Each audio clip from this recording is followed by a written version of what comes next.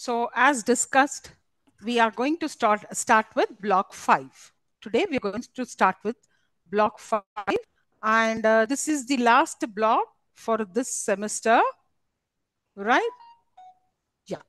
So welcome to the second year, that is semester for English poetry.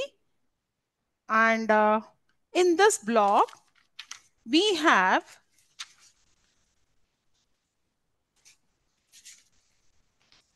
four units. Okay. So, and all these four units are of the varied genre. Like, I mean, for the varied background. One is the unit 12, which talks about Margaret Atwood, Phyllis Webb, and their works again in unit 12. And unit 13, we have Henry de Rosia. Then in unit 14, we have A.K. Ramanujan.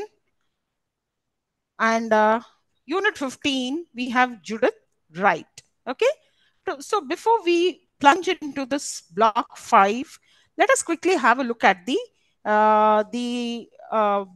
poetry of Canadian, poetry of Indian origin, and Australian. And let us just quickly look into it. Right.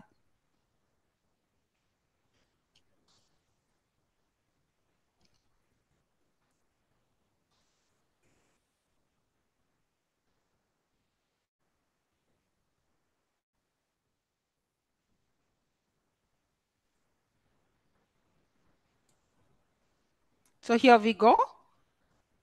So first, let us talk about the Canadian poetry. And so it reflects the country's diverse cultures, landscapes, and histories. Early Canadian poetry often celebrated nature, national identity, and colonial life. Over time, it evolved to explore deeper themes like multiculturalism, indigenous experience, immigration, social justice, and personal identity.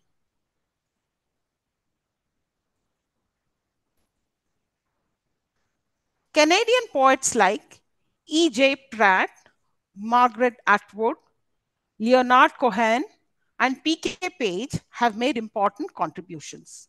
Today, Canadian poetry is known for its rich imagery, emotional depth, and variety of voices, blending tradition with modern global influences.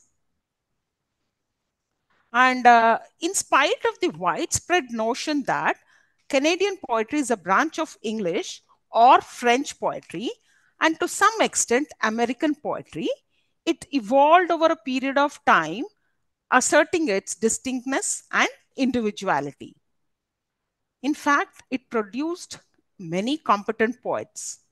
As I already mentioned a few here, and according to your textbook, it's Duncan Campbell Scott who has contributed to the formation of national consciousness in Canadian poetry.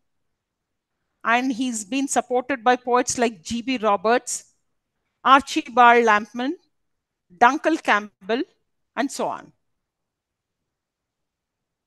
And we also have French symbolists influenced Canadian poets to a larger extent.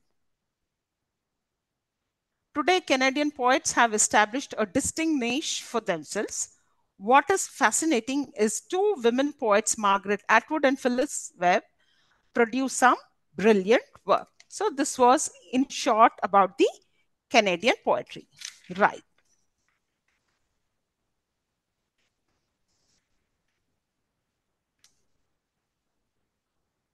Next, we move on to the Indian poetry. Okay. So here, Indian poetry in English emerged with the advent of colonial modernity in the subcontinent. and it reflected features of the Indian society in transition. Now, in Indian poetry in English refers to poems written by Indian authors using the English language. Now, it began during the colonial period but has grown into a rich and diverse tradition, blending Indian themes, culture, and spirituality with the global language of English. So, Indian English poets often explore identity, history, social issues, love, nature, and the clash between tradition and modernity. Today, it stands as an important part of both Indian and world literature. Now, new ideas about social progress were in dialogue with affections for tradition and its legacies. Now, in post colonial times, each dialogues were carried further. Now, as we read through a small sample of poems by Derozio and Ramanujan, the Indian section will seek to introduce students to some of the thematic and formal concerns that constitute the historical process known as modernity in India. Right. See, if you look at the features of Indian poetry in English, first thing is fusion of Indian and Western elements. We can see these following features here.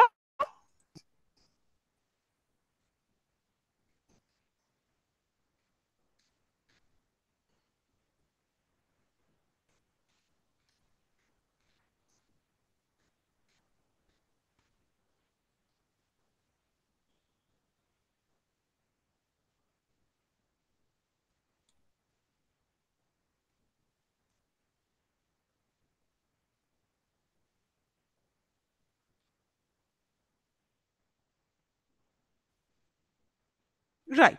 So, what do you understand by fusion of Indian and Western elements? Here, this is supposed to be one of the key features of Indian English poetry. Now, Indian poets use Western poetic forms like sonnets, free verse, but still they fill them with Indian themes such as mythology, spirituality, festivals, landscapes, daily life. So, this is kind of fusion of Indian and Western elements. Next feature, if you look at it, is the cultural identity and hybridity.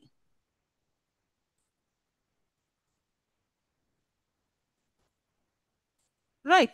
So here, many poems reflect a blend of Indian traditions with modern global influences, often exploring the tension between the two. Okay. And next, the third one, use of Indian imagery and symbols. Okay. Common images include rivers like the Ganga, Ganges, temples, monsoons, village life, spiritual icons, and mythological references. So these were used. Most of the Indian imagery and symbols were used in their poetry in English. Okay. Now, next, moving on to the social and political awareness. Now, issues like caste, gender, inequality, colonialism, poverty, and nationalism appear frequently. Okay. Now coming to multilingual influence. Okay. So even when writing in English, many poets weave in words, rhythms, and expressions from Indian languages such as Hindi, Tamil, Bengali, etc. Okay. And exploration of inner life. Many Indian poets delve into emotions like loneliness, alienation, spiritual longing, and personal identity struggles. So that was and again, one of the features of the Indian English poetry. Next, the last one, experimentation with form and language. Modern poets freely mix traditional styles with experimental techniques using prose, poetry, stream of consciousness, broken syntax, etc. Okay. Now, if you look into the famous poets of this period, maybe it's not given in your book, but I just wanted to read it out, like famous Indian English poets. Rabindranath Tagore, the famous poem we can think about as Gitanjali. Okay, so that was a kind of a song of offerings, a spiritual kind of a theme. Then comes Nissim Ezekiel. Okay, Nissim Ezekiel, who was again another notable poet who wrote Night of the Scorpion. Next, I mean, if you look at the Night of the Scorpion, there's a lot of, the Indian middle class life and social issues are seen in this poem. Next, coming to Kamala Das, or you can, another name, Madhavi Kutti. And the poem which we remember is An Introduction. And what does this deal with? Feminism, personal identity, self expression, and so on. And of course, most of her poetry is quite bold, personal, and confrontational, most of the time questioning the norms placed on women in Indian society. Next, Ramanujan, A.K. Ramanujan, notable poem which we think of is A River. What is the theme? If you look at it, memory, personal history, cultural identity, mythology. Okay, and his poetry explores a lot of Indian heritage, linguistic diversity, and the intersection of personal and cultural histories. Next, another notable poet is Sarojini Naidu, and the poem which comes to our mind is In the Bazaars of Hyderabad. And what are the themes of it? It again deals with Indian culture, nature, patriotism, especially because that was the time when she has written was there was a movement going on, right? Discarding all the foreign products, right?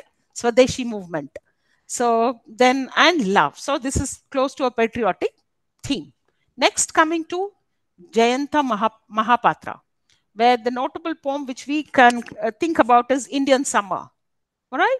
And the themes are identity, the body, nature, spiritual quest, and so on. Then we have Meena Alexander. The poem is like the poem you've asked for. And the theme you look into it is diaspora, migration, identity, memory. And she would, and most of the poems often explored themes of displacement and the complexities of being an outsider in different cultures, right? Then we have Jeet Tile. Jeet Tile, the poem we remember is The World is What It Is. And basically, what are the themes of this poem? Globalization, personal crisis, introspection, modern urban life. And Tile's poetry is modern and raw, often reflecting on the chaotic and often difficult nature of contemporary existence. Okay. Next, coming to Bhaya Nair. Rukmini Bhaya Nair. Here, the poem is the identity of the self. Okay. So, the identity, self discovery, the clash between modernity and tradition were some of the themes of this, most of the works of Rukmini Bhaya Nair. Okay. Right. Let us quickly move on to the next slide, which where we have to talk about the Australian poetry. So, Australian poetry, many consider as misleading for it is made out of English with all its inherited genius. Now, although we may not find much difference between the Australian and British poetry, Australian poetry of the poets of the British descent not merely appreciated the aboriginal poetic traditions, but has been vocal in terms of castigating colonial exploitation of the aborigines. Now, today, Australian poetry has emerged as a distinct field of study, producing some greatest literary pieces. Poets like A.B. Banjo Patterson, Sean Nelson, Kenneth Slessor, Francis Webb, Randolph Stowe, Lesa Moray have made immune contributions. And A.D. Hope is considered one of the greatest poets of 20th century. Now, his two outstanding works, The Return from the Freudian Isles, Conquistador, earned him great fame. Now, in the current section under Australian poetry, we're going to read two poems of Judith Wright, and for her poetry combines her love for Australia, concern for the Aborigines, and highlights continued subjugation of women. So here we go uh, to the unit 12. So to start with, we have Margaret Atwood.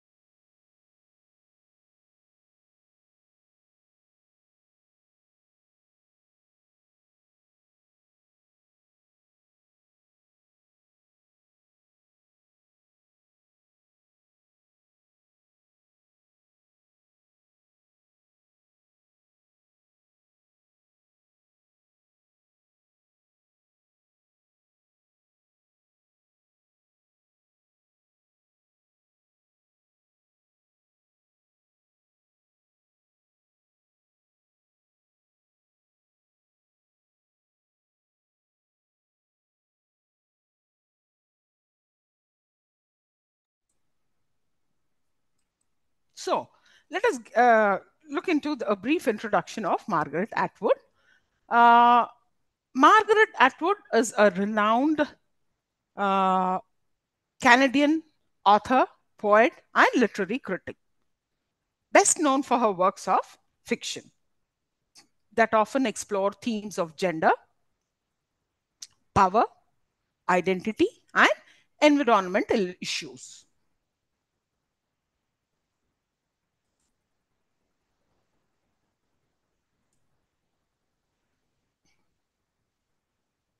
Born on November 18, 1939, in Ottawa, Canada, Atwood has written numerous novels, including The Handmaid's Tale, Alias Grace, and Oryx and Crake.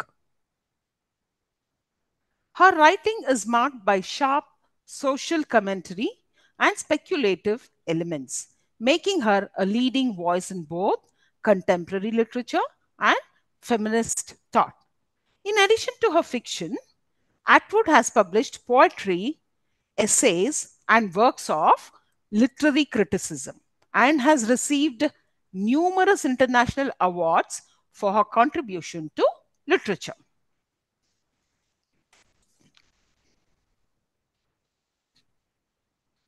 She started writing poetry at the early age of 6 years.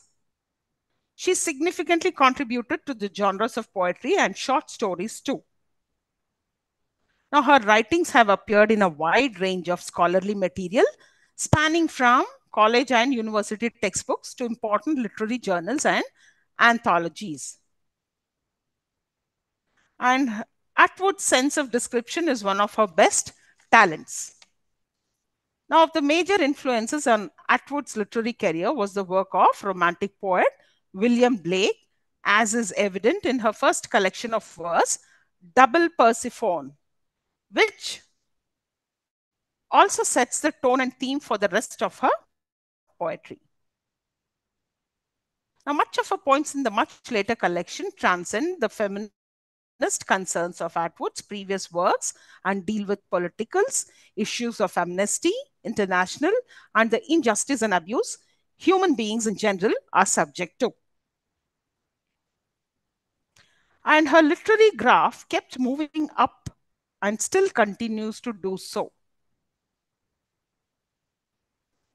Her novels, such as Atwood's novels, such as Surfacing, The Blind Assassin, and The Robber Bride, have all received screen adaptations. Now, The Handmaid's Tale, also performed as an opera, was turned into a 1990 film and garnered a massive wave of acclaim and popularity for Atwood.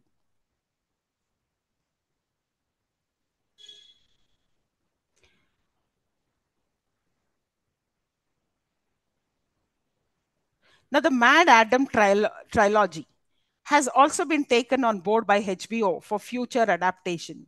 She won many awards: Booker Prize in 2000, the Blind Assassin Giller Prize 1996, Alias Grace Arthur C. Clarke Award 1987, the Handmaid's Tale Governor General's Literary Award for English in 1985. So, here in this unit, we'll be reading two poems of Margaret Atwood, that is, The Moment and The Siren Song. So, here the poems can be seen in the light of diversity in Atwood's style and theme, where the moment seems to be more contemporary, describing the modern man and his relation with nature. Siren Song fuses myth with reality. She has made mythology as the basis of the narrative. Right. Moving into the summary of the moment.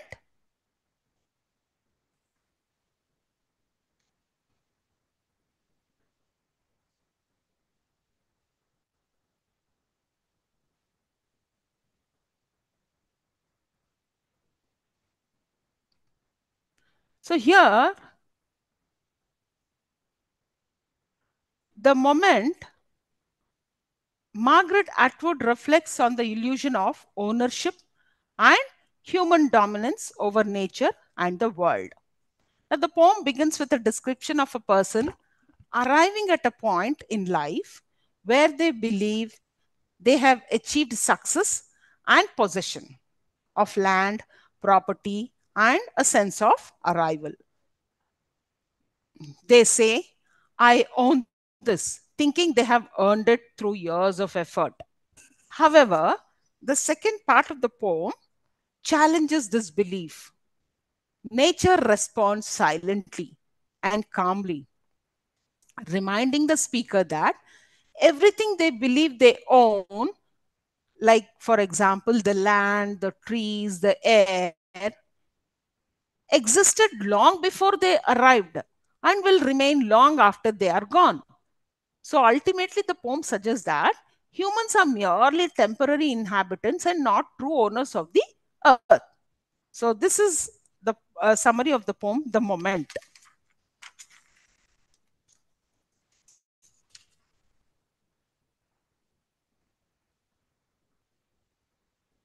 So if you look into the historical context of the poem, throughout the course of history, there is a kind of a background to this poem. So throughout the course of history, ownership over land has been a strong and important topic. Here in this poem, the poem challenges that topic in a thought provoking way. So the poem makes references to the European style of claiming ownership. During the 15th century to 20th, 15th to 20th century, the process of owning land was often established through a number of things, the primary two of which were flag in the ground.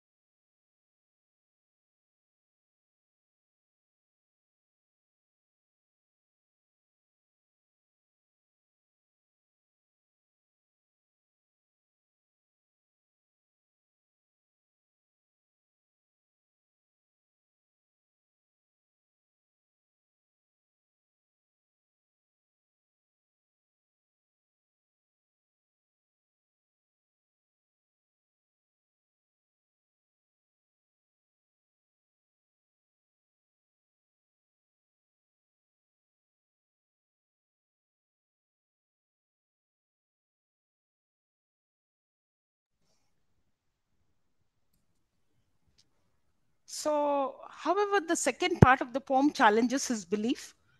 Nature responds silently and calmly, reminding the speaker that everything they believe they own, the land, the trees, the air, existed long before they arrived and will remain long after they are gone. So, this is something to do with the historical context and how it was. And see, actually speaking, the primary two things which were, kind of like flag in the ground ownership, which worked as a kind of first come, first served system, where the first to come jabs the flag of their country in the ground. They wish to claim it as if it's theirs. Okay, and the poem's reference to long voyage as well as Atwood's Canadian heritage suggests that the story is in reference to the original settlement of Canada by British and French colonizers. Right? Next. So, if you look at the themes of this poem,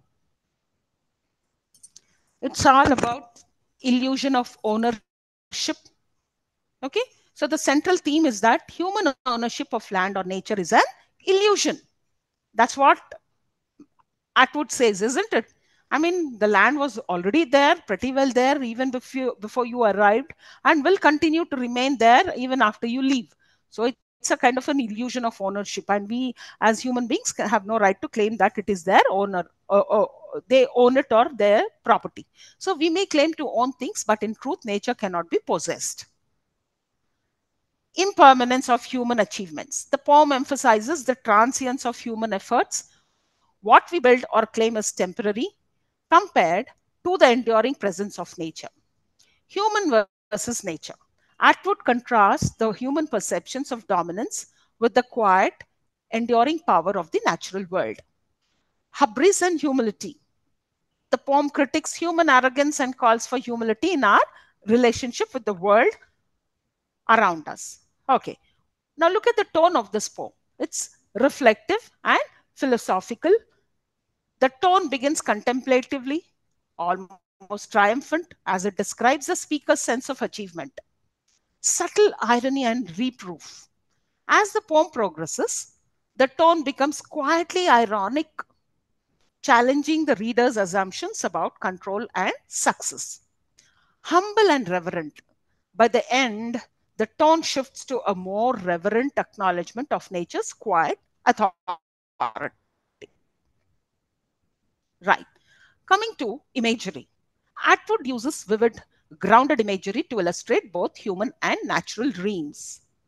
Center of your room, house, half acre, square mile, island, country.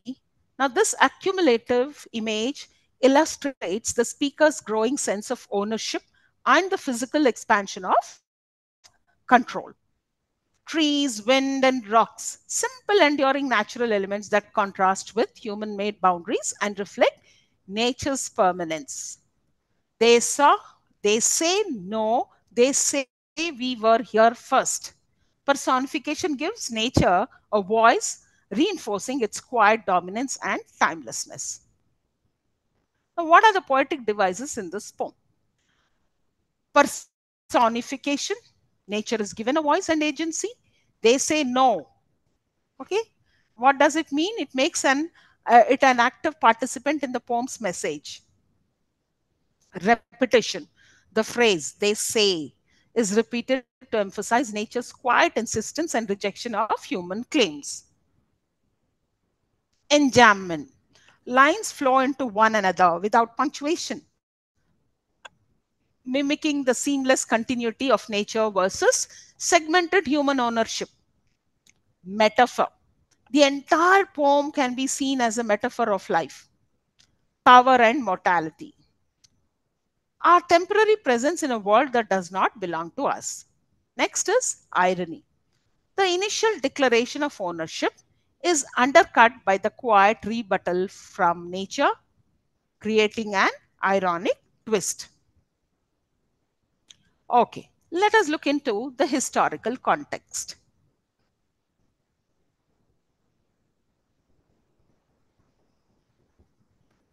The moment is historically grounded in a time when environmental, philosophical, and post colonial critics of Western values were becoming mainstream.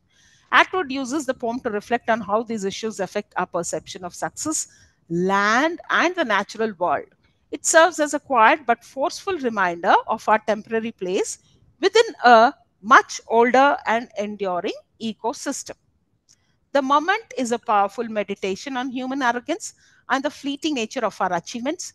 Margaret Atwood uses subtle irony, vivid imagery, and philosophical reflection to remind readers that no matter how much we claim, the earth is not ours to own. It's only ever borrowed.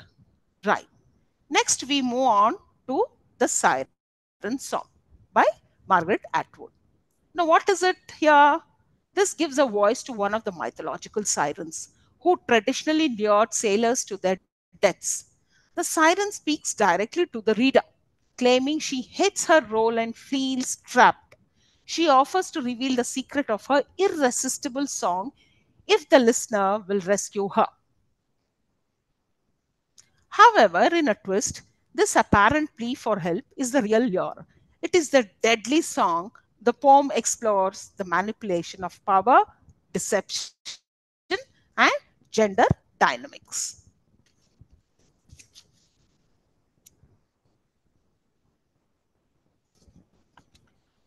So, if you actually look into this context, a mythological context of this poem, the Siren Song, in Greek mythology, sirens were part human, part bird.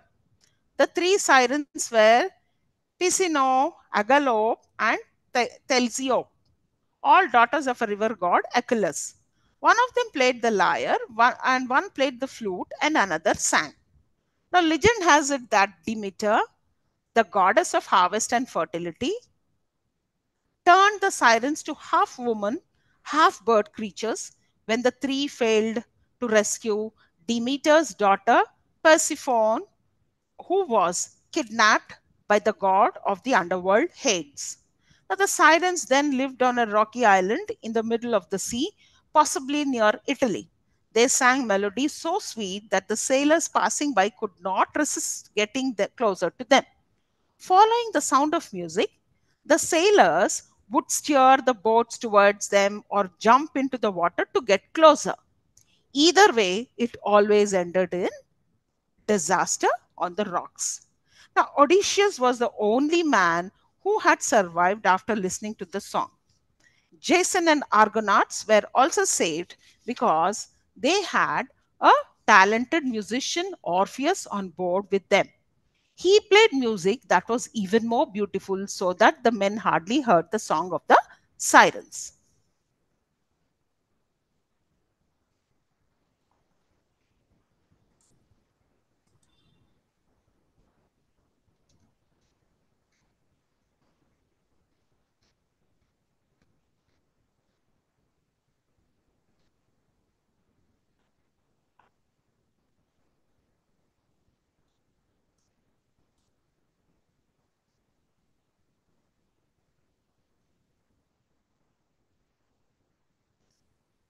So here, the siren here in the poem pretends to be vulnerable to make the listener lower their guard.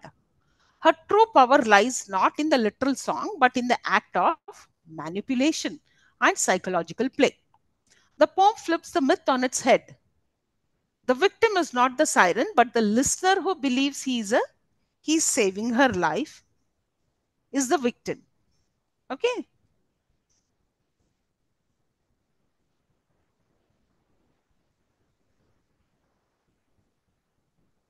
right.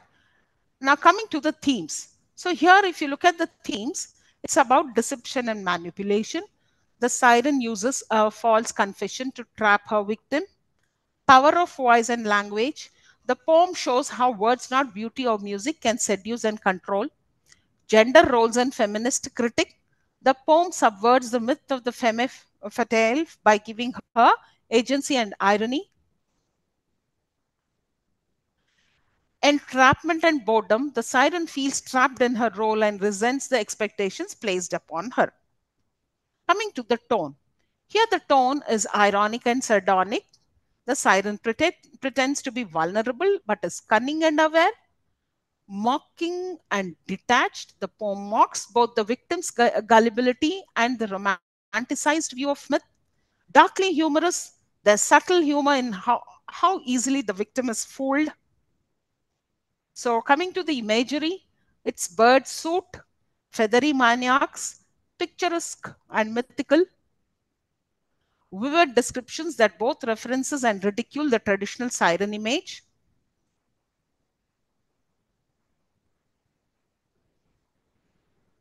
beached skulls, grim imagery showing the deadly consequences of the siren's power,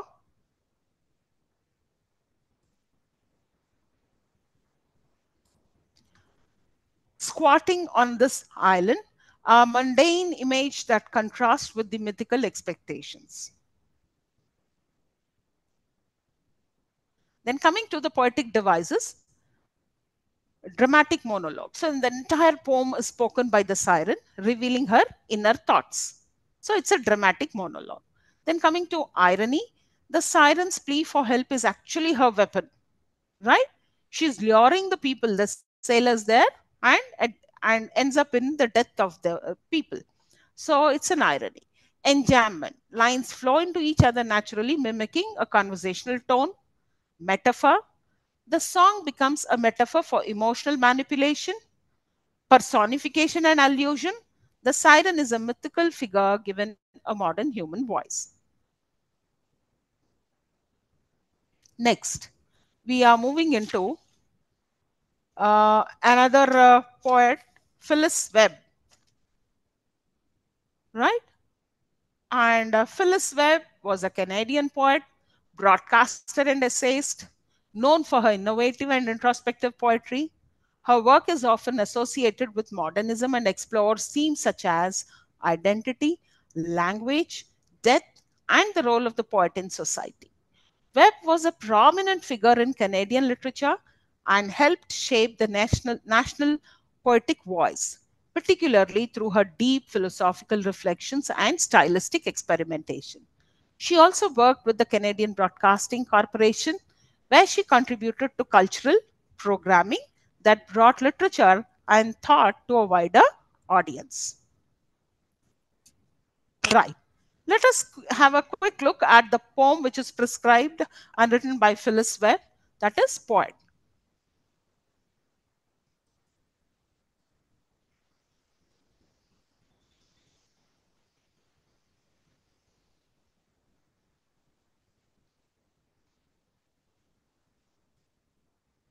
So, in her poem Poet, Phyllis Webb reflects on the complex role of the poet in society and the burden of truth telling. So, the poem suggests that poets are more than artists, they are truth bearers, even if the truth is painful or destructive. So, there's a tension between creation and destruction in the poet's work. Words can heal, but they can also wound.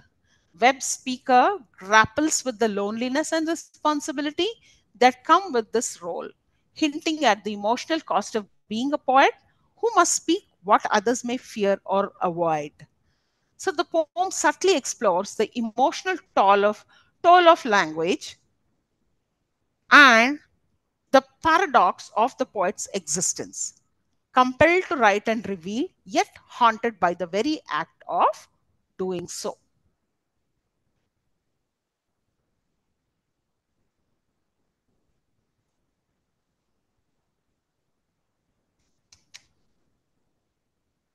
Uh, for this summaries of the poems, I also want you all to look into the textbook where there's an exhaustive notes which are given immediately after the poem. Right. Coming to the theme of the poem, the burden of truth.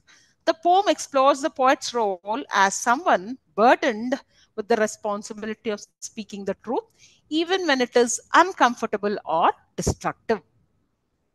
Creation versus destruction.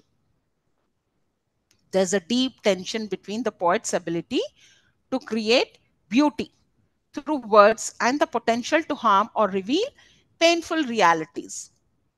Isolation of the artist. The poem hints at the emotional solitude that often accompanies the poet's life, a result of sensitivity, perception, and truth telling. Power of language. Webb reflects on how words hold immense power not just to inspire or communicate, but to shape reality, cut deep, or expose hidden things. Okay, let us quickly look into the tone of the poem. It is very somber and reflective. So the tone is serious and introspective as the speaker meditates on the emotional and moral implications of being a poet. Resigned yet respectful. So there's a sense of resignation about the poet's task, but also quite reverence for the gravity and necessity of that role. Quietly intense. Though the language is restrained, the emotions and ideas behind it carry intensity and depth. Right. Imagery. So, looking at the imagery, it's like we find a lot of metaphorical images of the poet's role. The poem uses subtle images, possibly of silence, cutting, or burden, to convey the emotional weight and moral sharpness of being a poet. Contrast between light and dark, silence and speech. So, Webb often uses contrast imagery to highlight the duality in the poet's existence, that is, between being a witness and a participant, a revealer and a destroyer.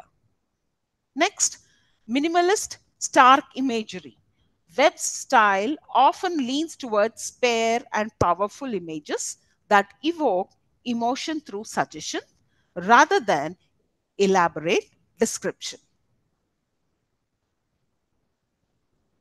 So we have the poetic devices as in free verse, metaphor, enjambment, irony, and allusion. So free verse, the poem is written in free verse, reflecting the poet's struggle for expressive freedom and truth beyond formal constraints. Metaphor, the poet's voice or words may be metaphorically compared to a weapon, a burden, or a truth serum, that is, tools with immense impact. Enjambment, lines often flow into each other, mirroring the poet's stream of thought and the continuity of reflection. Irony, there's a subtle irony in the poet's situation. Compelled to write truth, yet aware of the cost that truth carries. Allusion, while indirect, the poem may allude to mythic or literary traditions where the poet is seen as a seer, prophet, or outcast. Right. So with this, we finished Unit 12, and then I think the next class we'll be moving on to Unit 13 with Henry Derozio. Then later we will be going to towards the Indian writers A.K. Ramanujan. Okay.